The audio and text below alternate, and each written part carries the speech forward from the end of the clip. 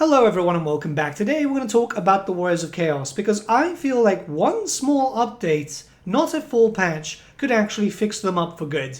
Something in line to what the Tomb Kings got in patch 6.3. See, the Warriors of Chaos are in a pretty good spot. Thankfully, their rework that came alongside the Champions of Chaos DLC was pretty damn good. But I still feel like there's a bit of missing context there that could elevate it a little bit further. I do imagine that at that point, as you guys are aware, Creative Assembly were a bit too busy with trying to get Immortal Empires out, because prior to that, it was just the Realm of Chaos, and yeah, we all know how everyone feels about that map, right? So let's talk about something that could just fix up some quality of life issues, just to make them even better than they are now and kind of finalize them. I don't think that they're going to get another DLC. They've already got 8 Legendary Lords, and I think that's more than enough. So yeah, let's talk about some other parts. So let's talk about the buildings, specifically for the Mono Gods, so Valkyria and Festus and so on.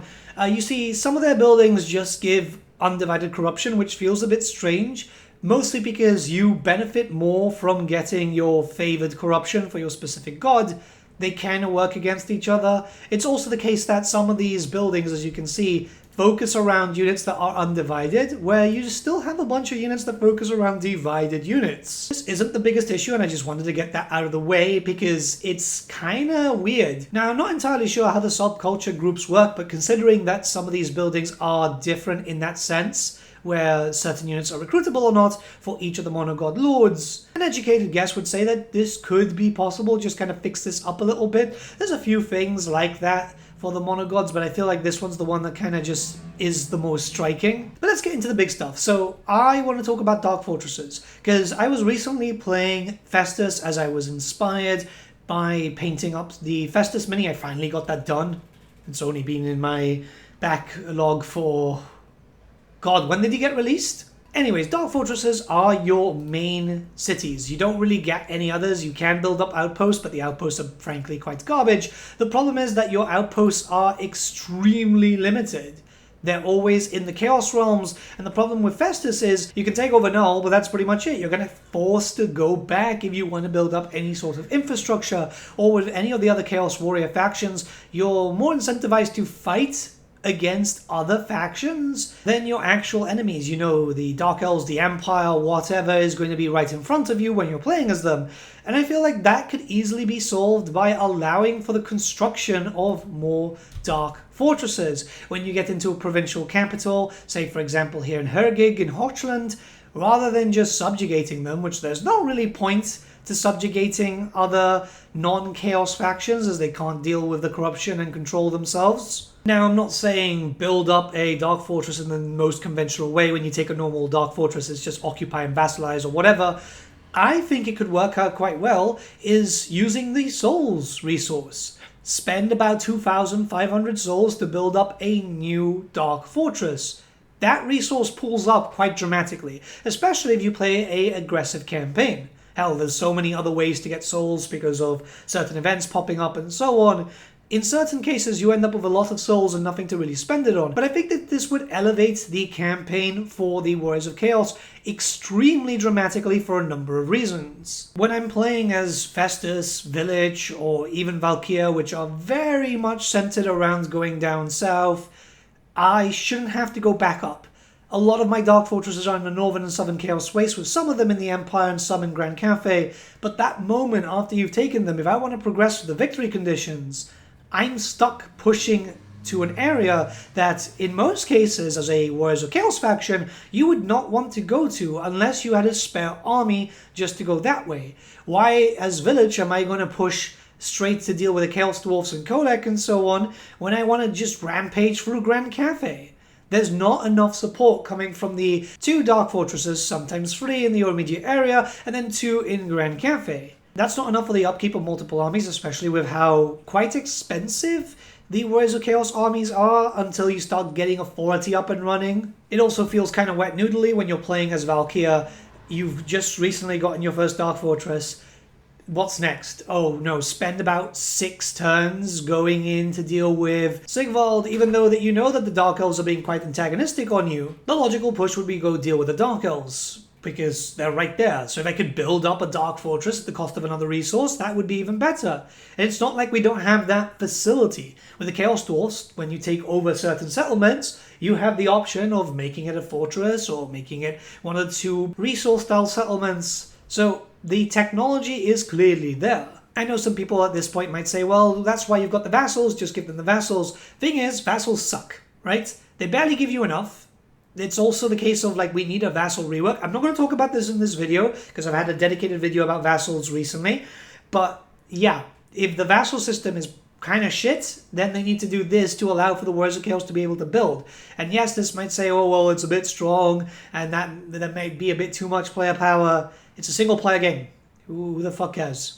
In fact, by law, yes, they have built up new dark fortresses. Chaos warbands take over and defile it. It's how it goes. This would also allow for very logical dark fortresses to be placed at. For example, if you're playing as Be'lakor, why aren't you able to put a dark fortress up in Mordheim when you can traverse the rifts and actually go to Mordheim? They did the Easter egg halfway through, it feels, right? Like, it just makes sense to be able to build up a dark fortress there. Sure, it's not a provincial capital, but what can be done there is just, okay, make that a one-settlement province. It's not like we don't have them already in the game. And yeah, there you go. You can have a dark fortress there, alongside some other dark fortresses being built up in the Empire if you decide to take over.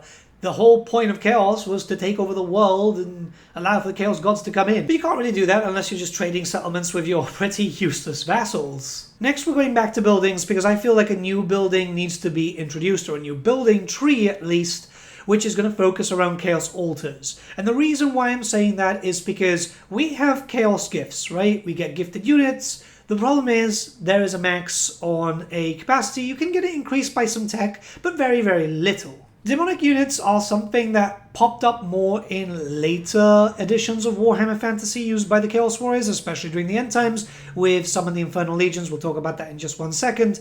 So I feel like an altar needs to be introduced that, one, will randomly, so this is an RNG aspect, give us an extra unit from one of the choices that you have available. So if you're playing as Valk, it'll only be Demons of Khorne, but if you're playing as Nurgle, it could have a Demon of Nurgle. If you're playing as an Undivided Lord, you can have a chance of random ones, unless there's just an altar of Undivided. It could also be able to increase capacity randomly, also, and just allow you just to have more demons in your pool. Your demons, I don't know how most people use them, but I use them as an oh shit moment, where I'm like, okay, I need some troops fast, I'll summon some in.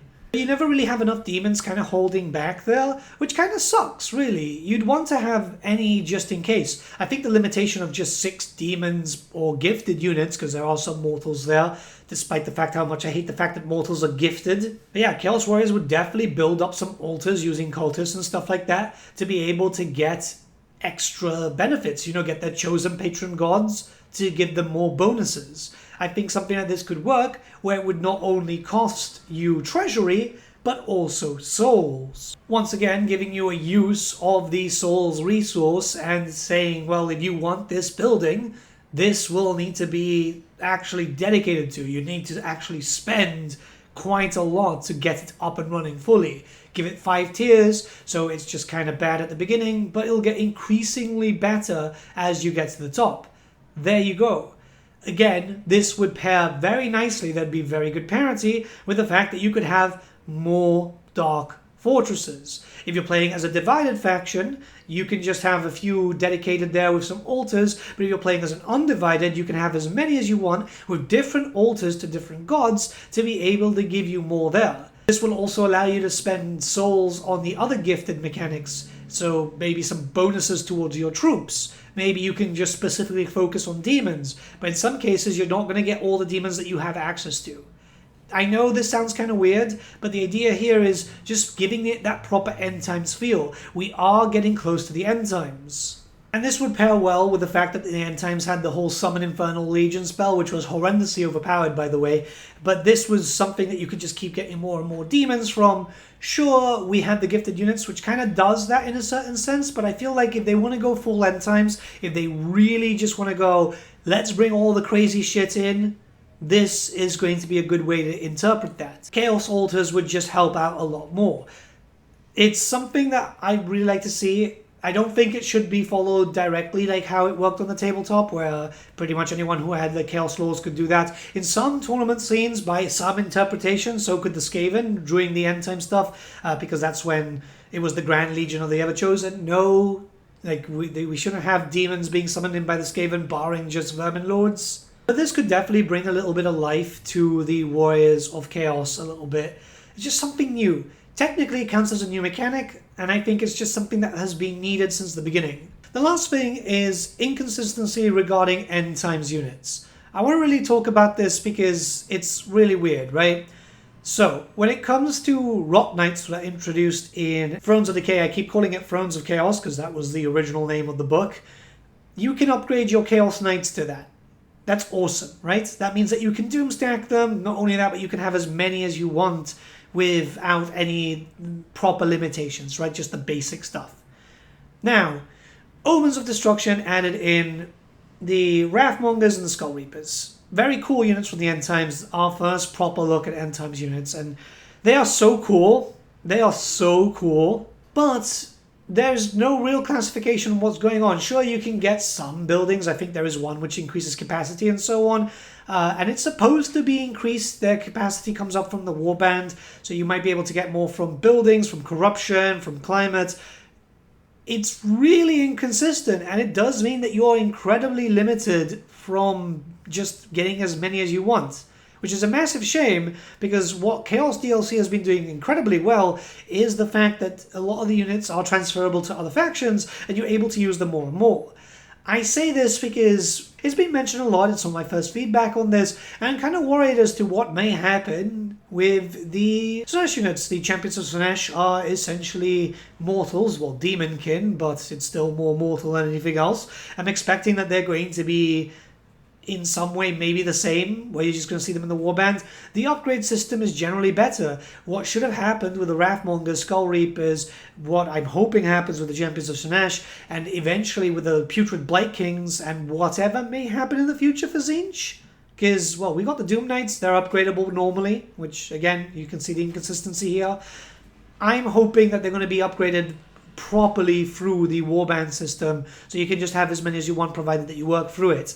The limitations are really strange. The fact that they pop up very inconsistently is very strange. If the Champions of Slaanesh are going to be done in the same way as the Wrathmongers and the Skull Reapers, it's going to be really disappointing. I'm also kind of worried about the eventuality of another Nurgle DLC. Putrid Blight Kings, that's another unit that I think a lot of people are going to want to use because they were really popular in the tabletop, and in general they look fucking cool, like, I'm not going to lie, right? I'm hoping there's a different way that this could be done, maybe even through that altar building I was saying before. But those are Warriors of Chaos units. The Wrathmongers and the Skull Reapers were Warriors of Chaos units, and they should be treated as such also. It's something I feel very strongly about. I don't know if Games Workshop are the reason why this never happened or whatever. It could be. It could just be CA couldn't find a good way to implement it. But it just really sucks that the Rot Knights were introduced, which are essentially highly mutated warriors in their own right. And yet, everyone else gets screwed, right? It's weird. The inconsistency is strange. But yeah, these are things I think could just improve the Warriors of Chaos, just to kind of have them done. A small mechanic here and there, just to kind of add in the altar system and build up some Dark Fortresses. Even if it's just that, those two things, that's done.